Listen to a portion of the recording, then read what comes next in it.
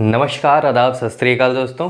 मैं शुभम पांडे आज आप सबका आपके अपने चैनल डेफिनेट क्लासेस पे फिर से स्वागत करता हूं और ये उम्मीद है दोस्तों कि आप सब स्वस्थ हैं, मस्त हैं और व्यस्त हैं।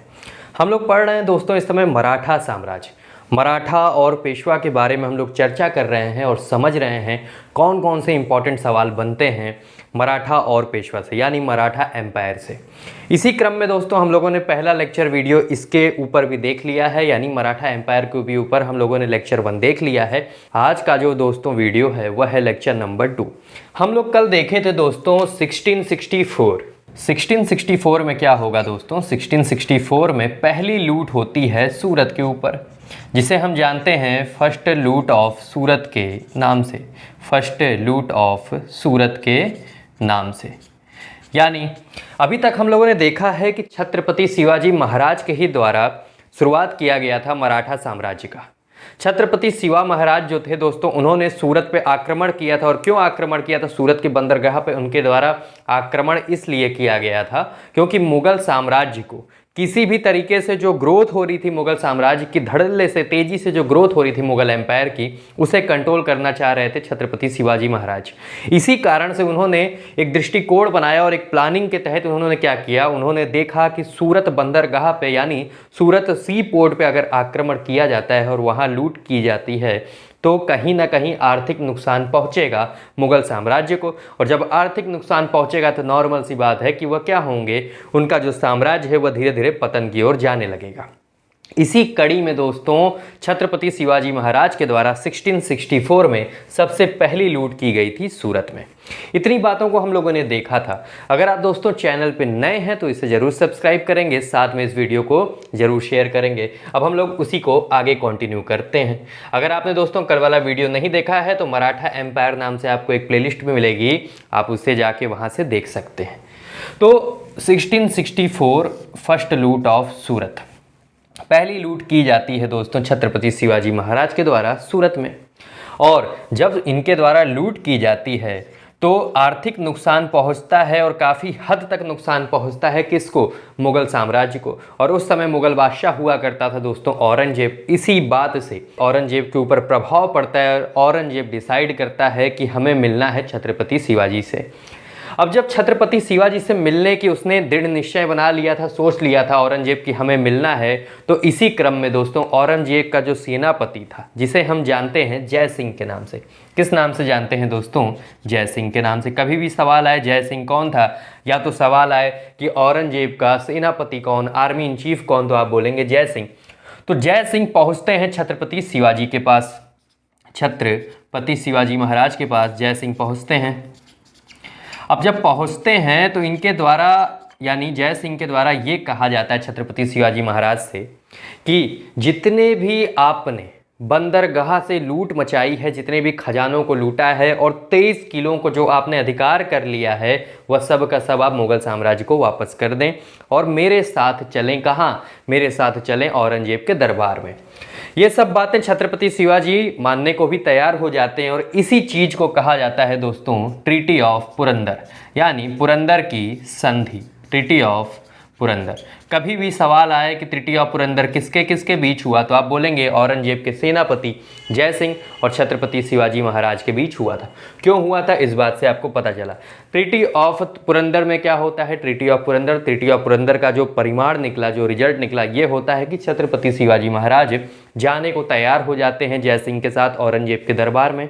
दूसरी बात, छत्रपति शिवाजी महाराज के द्वारा जो 23 किले पे इनके द्वारा अधिकार कर लिया गया था, छत्रपति शिवाजी महाराज ने जो 23 किले अधिकार क्षेत्र में अपने ले लिए थे, वह सब का सब उन्होंने वापस कर दिया, किसे? मुगल साम्राज्य को फिर से वापस कर दिया।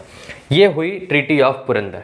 अब इसी कड़ी में दोस्तों जय सिंह लेके पहुंचते हैं छत्रपति शिवाजी महाराज को, कहाँ पे? औरंगजेब के दरबार में। लेकिन औरंगजेब तो अपने पिता का भी सगा नहीं था। इसी कारण से औरंगजेब ने क्या किया, औरंगजेब अपनी बात पे तो दृढ़ निश्चय करके रह नहीं पाता था। औरंगजेब बस किसी भी तरीके से अपनी सल्तनत को चलाना चाह रहा था, अपने साम्राज्य को ग्रोथ कराना चाह रहा था। हम लोग मुगल साम्राज्य में ये सब बातों को पढ़ चुके हैं। आप जान रहे हैं मुगल साम्राज्य जो है दोस्तों, ये मध्यकालीन भारतीय इतिहास के अंदर आता है और मध्यकालीन भारतीय इतिहास के अंदर हम लोगों ने 42 वीडियो लेक्चर्स देखे हैं। अगर आपने अभी तक उन्हें भी नहीं देखा है तो उसकी भी प्लेलिस्ट आपको मिल जाएगी। प्लेलिस्ट का नाम है दोस्तों मिडाइवल इंडियन हिस्ट्री, मध्यकालीन भारतीय इतिहास। प्लेलिस्ट का नाम ही यही है, 42 वीडियो हैं उसके अंदर, उसे भी आप जाके जरूर देखेंगे। साथ में डिस्क्रिप्शन बॉक्स में भी लिंक है। हम लोग आगे कंटिन्यू करते हैं। छत्रपति शिवाजी महाराज। छत्रपति शिवाजी महाराज को क्या किया जाता है, जयसिंह के द्वारा पेश किया जाता है। जयसिंह के साथ छत्रपति शिवाजी महाराज जाते हैं औरंगजेब के दरबार में, और औरंगजेब क्या करता है, इन्हें ध्यान देंगे, औरंगजेब के द्वारा इन्हें कर लिया जाता है अरेस्ट। क्या कर लिया जाता है दोस्तों, अरेस्ट किया जाता है। और अरेस्ट करने के बाद नज़रबंद करके कहाँ रखा जाता है। सवाल आता है कि औरंगजेब ने जब छत्रपति शिवाजी महाराज को नज़रबंद किया था, अरेस्ट किया था, गिरफ्तार करके नज़रबंद करके कहाँ रखा था, तो आप बोलेंगे उस जगह का नाम है दोस्तों जयपुर भवन आगरा। ये जो जयपुर भवन है, आप कंफ्यूज नहीं होंगे, ये जयपुर में नहीं है। आदमी यही ऑप्शन में गलती करता है, जयपुर भवन देखता है तो आदमी लगा देता है कि राजस्थान के अंदर होगा, या तो जयपुर ऑप्शन लिखा मिलता है तो वहाँ पर आदमी टिक लगा के आता है। ये जो जयपुर भवन है दोस्तों, ये कहाँ है, ये है आगरा में।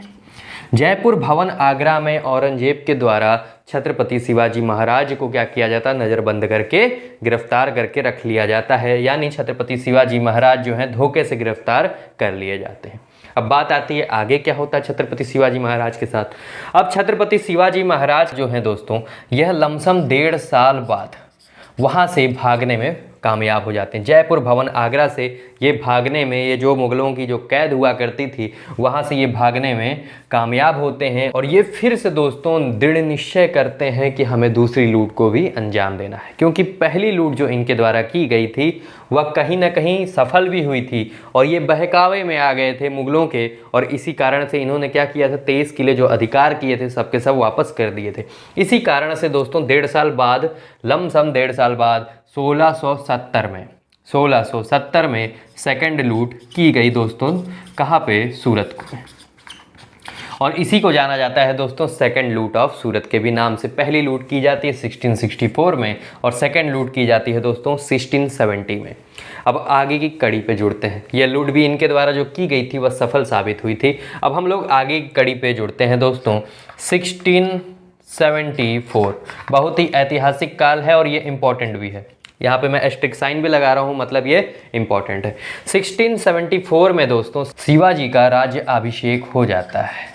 क्या होता है, शिवाजी का राज्य अभिषेक होता है। इन्होंने 2 सफल लूट मचाई थी, और अब क्या हो रहा था, मुगल साम्राज्य जो था धीरे धीरे पतन की ओर जाने भी लगा था। मतलब क्या हो रहा था, आर्थिक नुकसान काफ़ी हद तक पहुंच चुका था मुगलों को। इसी कारण से शिवाजी ने अपना राज्य अभिषेक किया, और ये राज्य अभिषेक हुआ कहाँ, ये हुआ दोस्तों रायगढ़ के किले में। ये कहाँ हुआ दोस्तों, रायगढ़ के किले में। यानी छत्रपति शिवाजी महाराज का जो राज्य अभिषेक होगा वह होगा रायगढ़ के किले में। इतनी बातों को आप गौर करेंगे। अब बात आती है कि जब राज्य अभिषेक हो रहा था, क्वेश्चन भी ये आता है, जब राज्य अभिषेक हो रहा था तो रायगढ़ के किले में किसे बुलाया गया था इनका राज्य अभिषेक कराने के लिए, यानी मेन पुरोहित कौन हुआ करता था। तो ये जो मेन पुरोहित हुआ करते थे दोस्तों, उनका नाम था गंगा भट्ट। क्या नाम था दोस्तों, गंगा भट्ट। और ये जो गंगा भट्ट से ये कहाँ से बुलाए गए थे दोस्तों, ये मेन पंडित हुआ करते थे जिन्होंने क्या किया था, इनका राज्याभिषेक किया था। और ये जो गंगा भट्ट हुआ करते थे दोस्तों, इन्हें बुलाया गया था वाराणसी से, बनारस से बुलाया गया था। ये भी सवाल पूछा जाता है। तो गंगा भट्ट को बुलाया जाता है दोस्तों, गंगा भट्ट आते हैं और रायगढ़ के किले में छत्रपति शिवाजी महाराज का 1674 में क्या होता है, राज्याभिषेक होता है। अब इससे एक और सवाल बन के आता है कि जब इनका राज्याभिषेक होता है तो इन्होंने 2 टाइटल ली थी। इन्होंने खुद से 2 टाइटल ली थी। सबसे पहली टाइटल थी दोस्तों हिंदू बादशाह। क्या टाइटल थी, हिंदू बादशाह। हिंदू बादशाह अगर कभी भी सवाल आए किसे कहते हैं तो आप बोलेंगे छत्रपति शिवाजी महाराज को कहते हैं। और इन्होंने जो दूसरी टाइटल ली थी दोस्तों वह थी छत्रपति महाराज। और यही कारण है दोस्तों कि इन्हें हम जानते हैं छत्रपति शिवाजी महाराज के नाम से। वरना आप सबको ज्ञात है, जब हम लोगों ने लेक्चर 1 में बात की थी तो आपने देखा था कि शिवाजी भोसले इनका नाम हुआ करता था। और मैंने आपको बताया था कि ये छत्रपति और ये जो महाराज इनके आगे पीछे लगे हुए हैं, ये कैसे लगेगा, ये टाइटल कैसे ली गई थी, आपको अब इस बात की जानकारी।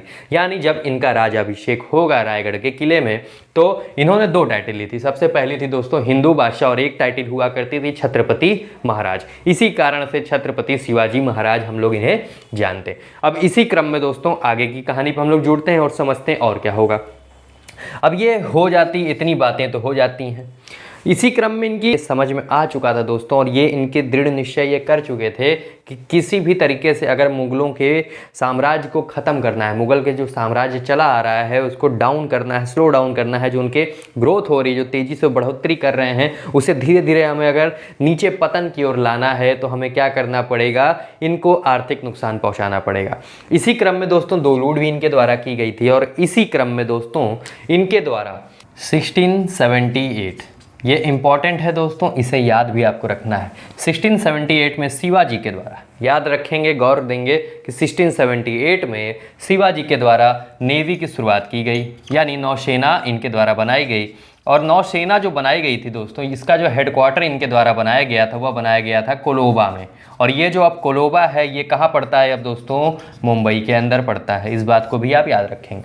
1678 में नौसेना का निर्माण किया जाता है छत्रपति शिवाजी महाराज के द्वारा, जिसका जो हेडक्वार्टर है दोस्तों इन्होंने बना रखा था कोलोबा में। और यह जो कोलोबा है अब कहाँ है, प्रेजेंटली जो है इस समय यह है दोस्तों मुंबई के अंदर। अब बात आती है कि हेडक्वार्टर की तो बात हो गई, इसका नेवी चीफ कौन हुआ करता था, नौसेना प्रमुख को हम लोग क्या कहते थे, नौसेना के प्रमुख को कहा जाता था दोस्तों दरिया शारंग। क्या कहा जाता था दोस्तों, दरिया शारंग। याद रखेंगे, नौसेना यानी नेवी चीफ जो कहलाता था उसे हम लोग जानते हैं दोस्तों दरिया शारंग के नाम से। यानी अभी तक हम लोगों ने ये देखा कि दोस्तों जब इनका राज्याभिषेक होता है तो राज्याभिषेक जो कराने आएंगे वो आएंगे बनारस के एक पुरोहित जिनका नाम होगा गंगा भट्ट। इंपॉर्टेंट सवाल है। और जब इन्होंने अपना राज्याभिषेक कराया, यानी शिवाजी का जब राज्याभिषेक होता है तो इन्होंने खुद 2 टाइटल अपने ऊपर ली थी, 2 उपाधि इन्होंने खुद ले ली थी, जिसे हम लोग जानते हैं सबसे पहली उपाधि है हिंदू बादशाह, और दूसरी जो टाइटल हुआ करती थी दोस्तों इनके द्वारा ली गई थी वह हुआ करती थी छत्रपति महाराज। और यही कारण है कि छत्रपति शिवाजी महाराज हम लोग इनको जानते हैं। और 1678 में नेवी की इन्होंने शुरुआत की, जिसका हेडक्वार्टर इन्होंने बनाया रखा था दोस्तों कोलोबा में। और जो कोलोबा है प्रेजेंटली जो इस समय वर्तमान में मौजूद कहाँ पे है, मुंबई में है। और जो नेवी चीफ हुआ करता था, जो नौसेना बनाई गई थी, उसका जो मेन हेड हुआ करता था उसे जाना जाता था दोस्तों दरिया शारंग के नाम से। अब वो समय आ जाता है दोस्तों 1680 का, जब इनका क्या होगा, अंत होगा, जब इनकी मृत्यु होगी। अब मृत्यु कैसे होगी, ये निकले रहेंगे दोस्तों कर्नाटका मिशन पे। कभी कभी ये भी सवाल आता है कि इनका आखिरी मिशन कौन सा था, तो आप बोलेंगे कर्नाटका मिशन। कर्नाटका मिशन पे जब ये जाएंगे दोस्तों तो इनकी मृत्यु होगी। और जब ये मृत्यु होगी इनकी तो आगे मराठा साम्राज्य को कौन संभालेगा, इन्हीं का बेटा दोस्तों, जिसे हम लोग जानेंगे संभाजी के नाम से। संभाजी बनेंगे अगले मराठा साम्राज्य के उत्तराधिकारी। और इसी क्रम में दोस्तों हम लोग समझेंगे अब संभाजी के बारे में। लेकिन संभाजी के बारे में हम लोग पढ़ने से पहले और मराठा साम्राज्य को आगे बढ़ने से पहले हम लोग को एक चीज़ और समझनी होगी। छत्रपति शिवाजी महाराज के मंत्रिमंडल में 8 लोग हुआ करते थे, कुल मिला के 8 लोगों का मंत्रिमंडल हुआ करता था। और इसी को हम लोग जानते हैं दोस्तों शिवाजी के अष्टप्रधान के नाम से। यानी कभी भी सवाल आए कि शिवाजी के अष्टप्रधान के अंदर कौन कौन से लोग हुआ करते थे तो उनको आपको याद रखना पड़ेगा। इंपॉर्टेंट सवाल है, पूछा भी जाता है, तो इसे हम लोग गंभीरता से समझेंगे। लेकिन समझने से पहले हमें इसे याद करने का तरीका भी समझना पड़ेगा दोस्तों। इसी क्रम में दोस्तों जो अगला वीडियो आपको आएगा वह अगला लेक्चर ही दिया जाएगा बस अष्टप्रधानों के ऊपर, यानी शिवाजी के अष्टप्रधान कौन कौन से हुआ करते थे, साथ में हम लोग देखते हुए चलेंगे कि कैसे उन्हें याद रखना है। इतनी बातों को हम लोग यहीं पे आज रोकेंगे दोस्तों। इसी क्रम में दोस्तों आज को वीडियो को अगर आपको पसंद आया है तो ज़रूर लाइक करेंगे और साथ में इस वीडियो को ज़्यादा से ज़्यादा शेयर भी जरूर करेंगे। चैनल पे नए हैं तो सब्सक्राइब करना नहीं भूलेंगे दोस्तों। इसी के साथ मैं आज के वीडियो को विराम दूंगा। धन्यवाद।